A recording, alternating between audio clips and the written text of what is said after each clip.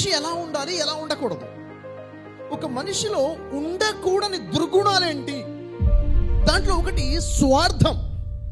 స్వార్థం అనేది ఒక మనిషిలో ఉండకూడనటువంటి గుణము, అది దుర్గుణము. స్వార్థం అంటే ఏంటి సార్?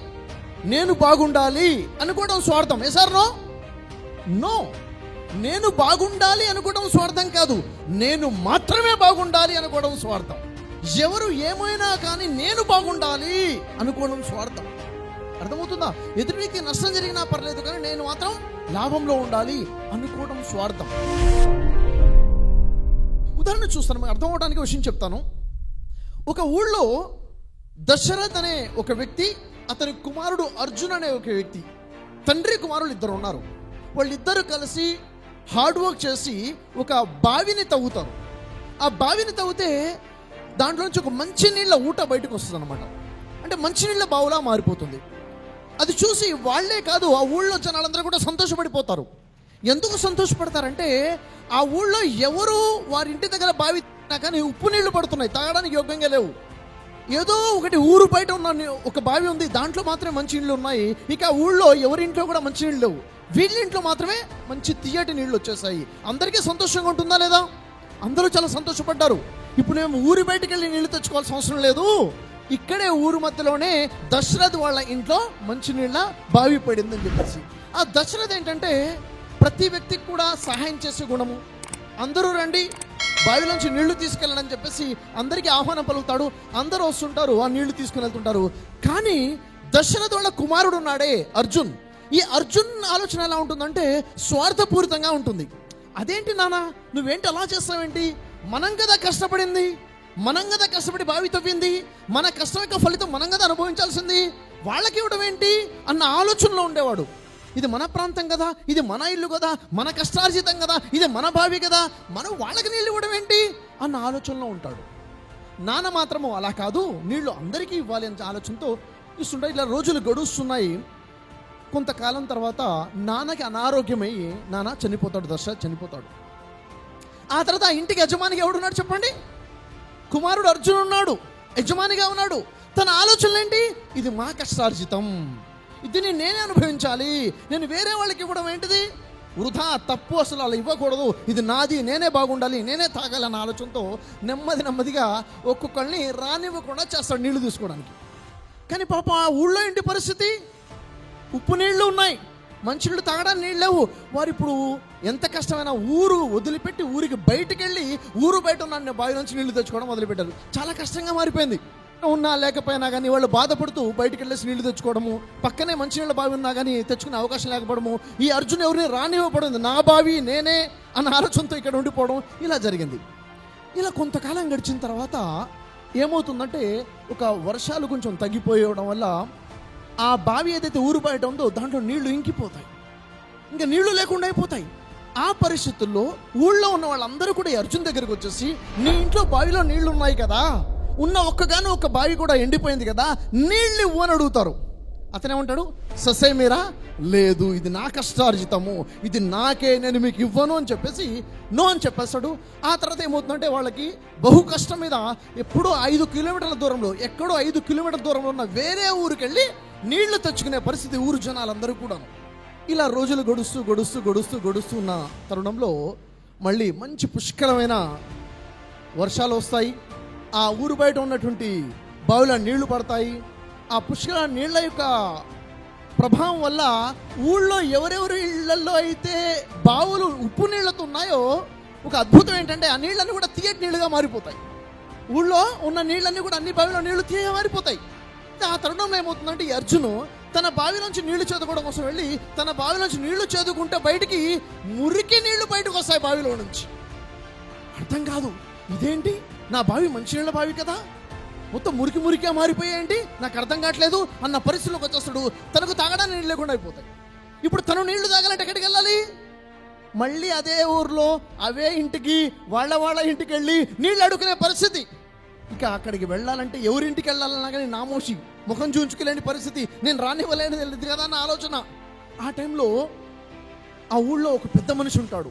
ఆ పెద్ద మనిషి ఉన్న వాళ్ళ ఇంట్లో కూడా బాగా నీళ్లు తీయగా మారిపోయి ఉంటాయి.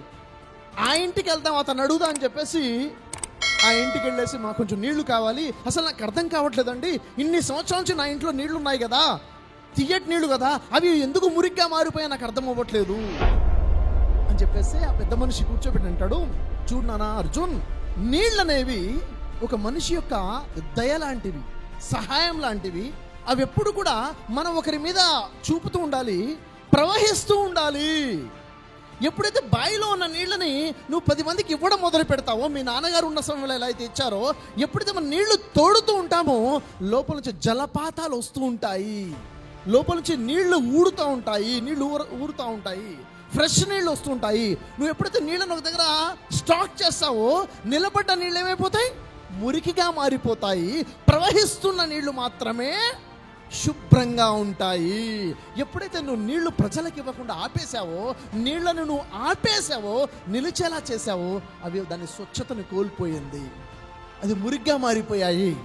నేనే బాగుండాలనే స్వార్థం వల్ల ఇది నాకే దక్కాలి, దీనిలోంచి నాకే లాభం జరగాలనే స్వార్థం ఏదైతే ఉందో, దానివల్ల ఎదుటి వ్యక్తికి నష్టం జరుగుతుందని నువ్వు అనుకుంటున్నావు కదా, ఎదుటి వ్యక్తికే కాదు నీకు కూడా నష్టం జరుగుతుంది, అది శాశ్వతమైన నష్టం జరుగుతుంది. ఎప్పుడైతే నువ్వు స్వార్థాన్ని వదిలిపెట్టి ఎదుటి వ్యక్తికి ఇవ్వడం మొదలు పెడతావో ఏమవుతుంది, సంబంధాలు మెరుగుపడతాయి. ఎప్పుడైతే నువ్వు ఇవ్వడం మానేస్తావో సంబంధాలు తెగిపోతాయి.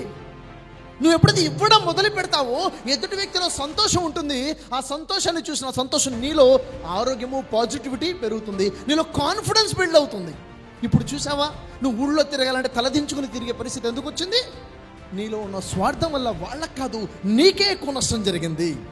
కాబట్టి మనం ఏం చేయాలి, మన దగ్గర ఉన్నది 10 మందికి పంచుతూ ఉండాలి. మన దగ్గర ఉన్న సమయం కానివ్వండి, మన దగ్గర ఉన్న డబ్బు కానివ్వండి, మన దగ్గర ఉన్న ఆలోచనలు కానివ్వండి, మన దగ్గర ఉన్న మంచి కానివ్వండి, 10 మందికి పంచుతూ ఉంటారు. ఎందుకు? అది నిలబడితే మురికిగా మారిపోతుంది, ప్రవహిస్తూ ఉంటేనే అది ఎప్పుడు స్వచ్ఛంగా ఉంటుందని చెప్పేసి తనకు అర్థమయ్యేటట్టు చెప్తాడు.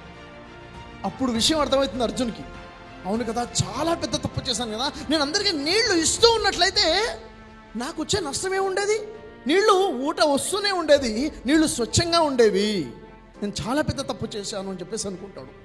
ఒకసారి ఆలోచించండి, మీకు ఎగ్జాంపుల్ చెప్తాను. ఒక 2 కంపెనీస్ ఉన్నాయనుకోండి, ఈ కంపెనీలో ఒక 20 మంది టీం మెంబర్స్ ఉన్నారు, ఈ కంపెనీలో ఒక 20 మంది టీం మెంబర్స్ ఉన్నారు. వీళ్ళిద్దరి ఆలోచన విధానం ఎలా ఉందంటే, ఈ మొదటి కంపెనీలో ఉన్న 20 మంది కూడా వారి ఆలోచనలు అంటే వారి ఐడియాస్ని అందరూ ఒకరికొకరు పంచుకుంటున్నారు అనుకోండి. 20 మంది కూడా ప్రతి వ్యక్తి తనకు వచ్చిన ఆలోచన మిగిలిన 19 మందితో ఇలా పంచుకుంటున్నారు వీళ్ళందరూ. ఈ సెకండ్ కంపెనీ ఏదైతే ఉందో దీంట్లో ఉన్నటువంటి 20 మంది ఎవ్వరు కూడా ఎవరితో కూడా వారి ఆలోచనలు, ఐడియాస్ పంచుకోవట్లేదు. ఇప్పుడు చెప్పండి, ఈ 2 కంపెనీస్ ఇలాగే ముందుకెళ్తే కొంతకాలం తర్వాత ఈ మొదటి కంపెనీ భవిష్యత్తు ఎలా ఉంటుంది, రెండో కంపెనీ భవిష్యత్తు ఎలా ఉంటుంది? మొదటి కంపెనీ ఎక్కడైతే ఆలోచనలు పంచుకుంటూ ఉన్నారో ఆ కంపెనీ చాలా వృద్ధి రేటుకి వెళ్ళిపోతుంది. ఎందుకని? ఒక వ్యక్తికి ఉన్న ఆలోచన ఒకటే, కానీ ఇంకా 19 మంది ఆలోచనలు ఇతను పంచుకోవడం వల్ల ఇతని ఆలోచనలు పెరిగాయి, ఇతనికి ఉన్న ఆలోచన వేరే వాళ్ళకి పంచుకోవడం వల్ల దానిలో ఉన్న లోపాలు దూరం అయిపోయాయి, ఒక మనిషికి ఇంకా ఆలోచన రావడం పెరిగింది, అందరూ కూడా కలిసికట్టుగా ముందుకెళ్ళారు. Yes are no? అదే రెండో కంపెనీ వాళ్ళ ఐడియాస్ని పంచుకోకపోవడం వల్ల ఎవరి ఆలోచనలు వీరికి రాలేదు, వీరి ఆలోచన పంచుకోలేదు, కాబట్టి వీరి ఐడియానే వీడు మర్చిపోయాడు, వీరి ఆలోచనలో ఉన్న లోపాలు వీడికి అర్థమూ కాలేదు. ఇక అర్థమవుతున్న విషయం ఏంటంటే, మన దగ్గర ఉన్నది ఎప్పుడైతే ప్రజలకి ఎంత ఎక్కువగా పంచుకుంటూ వెళ్తామో అప్పుడే మన అభివృద్ధి, మన డెవలప్మెంట్ ఉంటుంది. అది ఆనందంలో కానివ్వండి, ఆర్థికంగా కానివ్వండి, ప్రజల్లో ఉన్న గుర్తింపు, సంతోషంలో కానివ్వండి, డెవలప్మెంట్. స్వార్థం అనేది దుర్గుణం. మనం అనిపిస్తుంది, నేను ఇది 10 మందికి ఇవ్వకుండా, ఎవరికి చెప్పకుండా, నేను స్వార్థంతో నేనే మంచిగుండాలి అనుకుంటే చిన్నపాటి లాభము టెంపరీగా కనిపిస్తుంది, కానీ లాంగ్ టర్మ్లో ఏమవుతుంది, నష్టపోతాము. అంటానికి అర్జున్ ఎగ్జాంపుల్ పనికొస్తుందా లేదా మనకి? Yes are no? సో ఇప్పుడు మీరేం చేయాలో తెలుసా? ఇప్పుడు మీరు ఆలోచించుకోండి, అసలు మీ జీవితంలో ఏ బ్లెస్సింగ్స్ అయితే మీకున్నాయో, మీ తెలివితేటలు కానివ్వండి, మీ దగ్గర ఉన్న సమయం కానివ్వండి, వింటున్నారా? మీ దగ్గర ఉన్న ఏ బ్లెస్సింగ్స్ని మీరు ప్రజల వద్దకు వెళ్లకుండా ఆపేస్తున్నారు, వాటిని ఏం చేయాలి? ఇప్పుడు మీరు ప్రజల కోసం ఉపయోగపడేలా చేయండి. స్వార్థం మనిషికి పనికిరాదు. మనం ఏం చేయాలి? షేరింగ్లో ఉండాలి. Sharing is caring. షేరింగ్లోనే డెవలప్మెంట్ ఉంది. మన హ్యాపీనెస్ అయినా, మన హెల్త్ అయినా, మన కాన్ఫిడెన్స్ లెవెల్స్ అయినా, హ్యాపీ హార్మోన్స్ రిలీజ్ అవ్వడమేనా, రిలేషన్స్ బిల్డ్ అవ్వడమేనా, ఎక్కడుంది? స్వార్థాన్ని వదిలిపెట్టడంలో, షేరింగ్ అనే కాన్సెప్ట్లోనే ఉంది. ఓకే, ప్రతి ఇంట్లో కూడా ఈరోజు అప్పులు అనేవి సర్వసాధారణం అయిపోయాయి. ఈరోజు చూడండి, ప్రతి దానికి ఖర్చులు పెరిగిపోయాయి, ఎక్స్పెన్సెస్ బాగా అయిపోయినాయి. మనిషి ఇన్కమ్ దానికి సరిపోవట్లేదు, అప్పు చేయడం తప్ప వేరే మార్గం లేకుండా పోయింది. ఏం చేయాలి? ఏం చేస్తే మనీ మన దగ్గర నిలబడుతుంది? లా ఆఫ్ అట్రాక్షన్ లో మనం ఏదైతే అట్రాక్ట్ చేస్తామో అది మన లైఫ్ లోకి వస్తుంది. కేవలం అట్రాక్షన్ ఏనా? దాన్ని చేసే పద్ధతి ఏంటిది? ఎఫర్మేషన్స్ పర్ఫెక్ట్ గా చేసే పద్ధతి ఏంటిది? విజువలైజేషన్ చేసే పర్ఫెక్ట్ పద్ధతి ఏంటిది? గ్రాటిట్యూడ్ ఏ విధంగా ఉండాలి?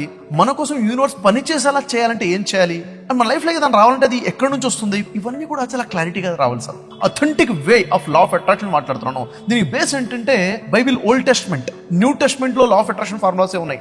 Quran law of attraction change చెప్తుంది.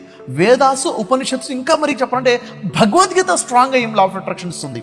ఇక్కడ కనుక మనం కరెక్ట్ గా తెలుసుకుంటే మన లైఫ్లో చాలా గొప్ప మార్పు తెచ్చుకోవచ్చు. ఎవరైనా తన లైఫ్లో మార్పు తెచ్చుకోవాలనుకుంటే, అప్పులు తీర్చుకోవాలనుకుంటే, వాళ్ళ లైఫ్లో డబ్బు నిల్వ అవ్వాలనుకుంటే, ఎప్పుడు కూడా బ్యాంక్ బ్యాలెన్స్ 5 లక్షల నుంచి 10 లక్షల వరకు మెయింటైన్ చేయాలి అన్న ఆలోచన ఉంటే ఖచ్చితంగా ఈ లాస్ నేర్చుకోవాల్సిందే. మన 10 days క్లాసెస్ అటెండ్ అవ్వాల్సిందే. ఈ 10 days క్లాసెస్లో చాలా క్లారిటీగా తెలిసిపోయి అథెంటిక్ లాస్ తెలుస్తాయి, లైఫ్లో మార్పు అనేది వస్తుంది. సో ఈ క్లాసెస్ చాలా ఇంపార్టెంట్. ఈ మే నెలలో మనం ఆర్గనైజ్ చేస్తున్నాము. 12th నుంచి 21st వరకు ప్రతిరోజు మార్నింగ్ 5 నుంచి 7 వరకు ఉంటాయి. 100 రోజుల్లో 100 daysలో మీ అప్పులన్నీ తీర్చుకోవాలనుకుంటే ఈ క్లాసెస్ సరిపోతాయి. ఈ క్లాసెస్ని ఫాలో అయిపోతే సరిపోతుంది.